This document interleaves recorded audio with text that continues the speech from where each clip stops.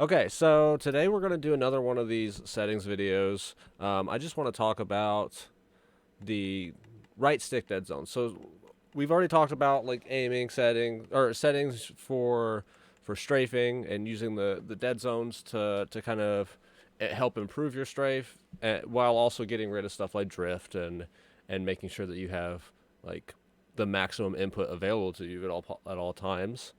And kind of in a similar vein, we're going to talk about aim settings. With aim settings, there are a couple different ones. We in addition to the like dead zones, we also have our zoom sensitivities, our look acceleration and sensitivity, and also the dead zones, just like with the left stick.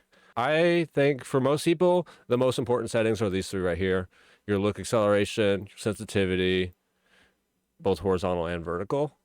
The first one is look acceleration. Most people who've played Halo in the past will be familiar with this one. Um, Basically, what it does is when your right stick, and I'll actually try to show a little controller cam here. But so when your right stick is fully pressed to this direction, basically right or left, it does not really matter for up or down. I think that's important to note. So when you're right or you're left, it's when this is going to be the most important.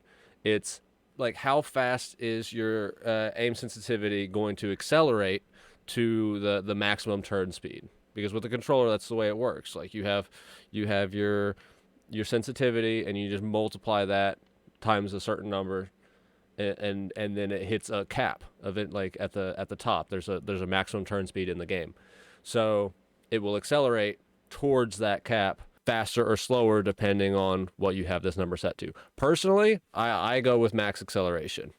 I think this is probably just a honestly holdover from me playing Halo 5, but like it's very useful to be able to have like a slower sensitivity and then a faster acceleration so that you can like have that fine control when you're aiming at people at distance and also still be able to like turn really fast. But there's a lot of personal preference here, and with your aim, I think it's a lot more about picking settings that are more comfortable to you than it is picking settings that are like optimal.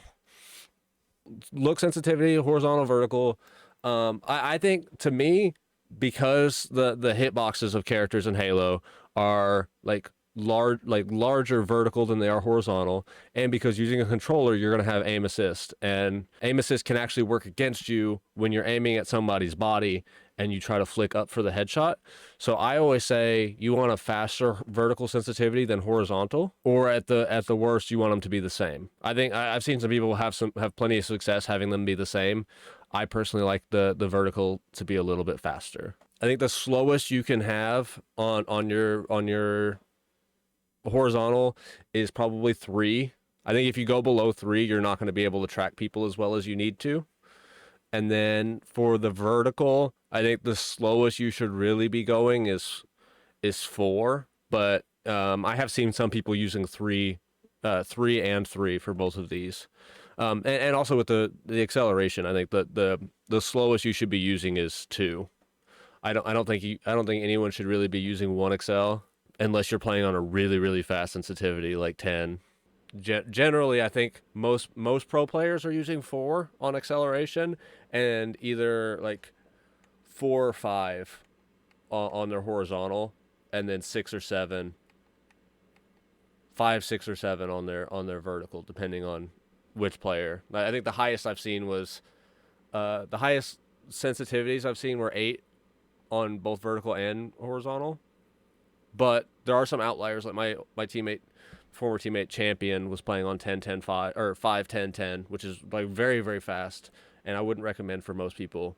But I think the most important thing is you don't really want to be going below 3, like 3 all. Don't go below 3 acceleration, 3 horizontal, 3 vertical. And for most people, I would say don't go above 7 vertical, 7 horizontal. But I think you can max out the acceleration without a whole lot of drawback.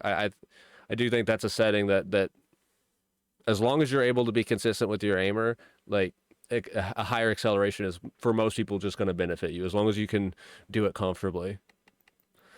Zoom levels and zoom sensitivity are really, I think they're really important for people who are playing on slower sensitivities. But since I play on something faster, I just have them all set to 1.1. That's what felt good to me when I first started playing Halo Infinite, and I haven't seen much need to change it.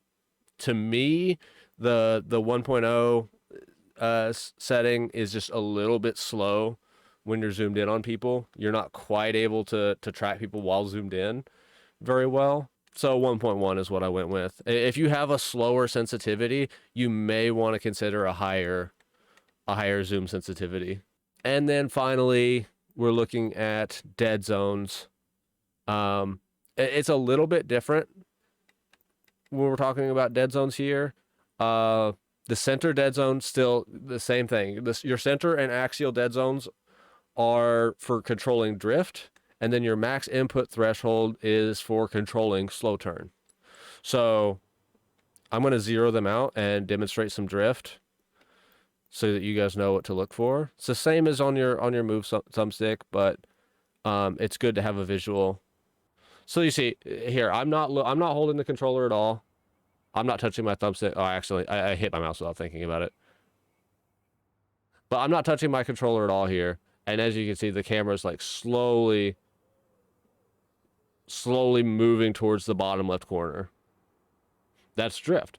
And drift really isn't like that big of a deal, but there are situations where you're basically not touching your aim stick and you still want your controller to hold the position you had it in. So what you do is my take for the look dead zones are you zero everything out, right?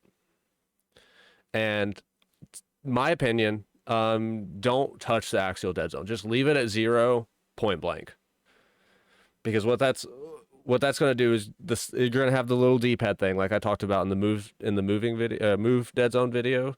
You're going to have that little D-pad, and what that's going to do is make it to where like going in slight diagonals is going to not register as a diagonal. It's just going to register as a straight right or a straight left, straight up or straight down. So it's going to make it awkward for most people to aim at people who aren't directly horizontal of the reticle or directly vertical of the reticle. So I say leave that at 0. You're going to bump up your center dead zone until you no longer notice that drift. I've already done this for mine. 7.5 works for me.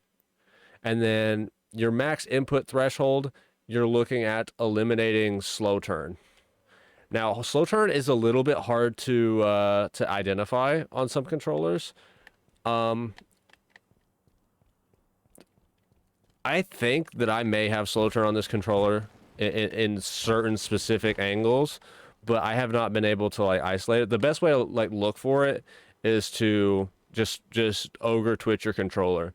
Just do these little circles with your thumbstick. Keep your thumbstick all the way on the outside and see if there's any spots. It should look like an oval or a circle, depending on what your sensitivities are. And if there's any spots where it seems to be like losing,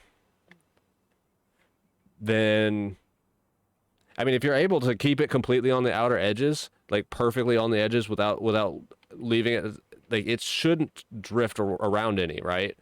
It should stay in the middle if you're able to keep a consistent speed. And I'm not if it's drifting off a little bit, that's probably just human error. That's probably just you like pushing it faster in one direction or holding it longer in one direction. So to me, it doesn't look, I'm not seeing any like really egregious slow turn. And it, like I said, it's really hard to notice. If you're someone who's going to head case about that a lot of people will just leave the max input threshold at the default setting. And that's completely fine. Ideally, you have your dead zones and your max input threshold as small as possible, because that's going to give you the greatest amount of like granularity in your aiming. That's going to give you the greatest to equate it to a mouse and keyboard, because I like to do that. It makes it a simpler. It makes it simpler for a lot of people to understand. Playing with smaller dead zones is equivalent to playing like on a mouse and keyboard with a larger mouse pad. You're able to play at a higher sensitivity in this case, where in on a mouse you're able to play at a lower sensitivity, but you're able to play at a higher sensitivity without necessarily suffering so much from not being able to do those small movements, because you have a larger surface area to work with, a larger range of values that you can consistently hit. So 0 and 0 for me. You have to play around with them. If you notice, that there's a certain angle where your aimer seems to move slower, bump up that outer threshold. Don't hesitate to do it. But that's something that's tough for a lot of people to kind of suss out, and that's something that you could end up head casing over. If you play on a lower sensitivity also, it can be beneficial to just turn that up. Turn that up a little bit, get to your turn state away from your aim state a little bit quicker. But like I said, with your aiming stick, I think you want the smallest dead zones you can possibly manage, and that's going to give you the best results. And I think these weapon drills are actually a great way for you to come in and kind of like try out new sensitivities. Come in the weapon drills. If you're able to consistently hit your shots, you might have found the settings that you want. Now I get a little bit competitive with the weapon drills. I'll try to go for high scores, or have like a minimum threshold that I have to hit before I can like be done with my like warm up or whatever. But when you're trying out sensitivities, just kind of see how it feels. I think it's worth noting this isn't really you're not really gonna be able to test your vertical. So it may be better for if you're trying to test out different vertical settings, it may be better to go into like a bot match or load up a custom game, add some bots to it, so you can get a wider range of different angles you have to look at. And it's also worth considering your movement when you're doing these settings. Like, yes, you may be able to aim a little bit better using like a lower sensitivity. You may be able to aim a little bit better, but it's going to slow down your gameplay without you realizing it, because you're not going to be able to check corners as quickly. You're not going to be able to turn around to clamber a ledge quite as quickly. So your character's going to end up moving around a little bit slower without you changing really anything about your movement. But depending on your play style, like that might be worth the trade-off for you. So it's a lot more personalized. It's a lot different depending on each player. And when in doubt, honestly, I think it's completely fine and fair to just look up some pro player settings. And if you go here on Reddit, I'll put the link in the description to this thread. There's a nice thread here. Let me zoom this in a little bit. There's a good thread here on the competitive Halo subreddit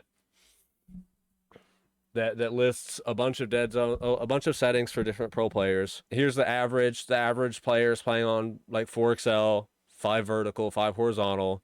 These are the dead zones they're using on average. So if you feel like you're getting a slow turn, maybe this is a place where you want to start on like your outer threshold.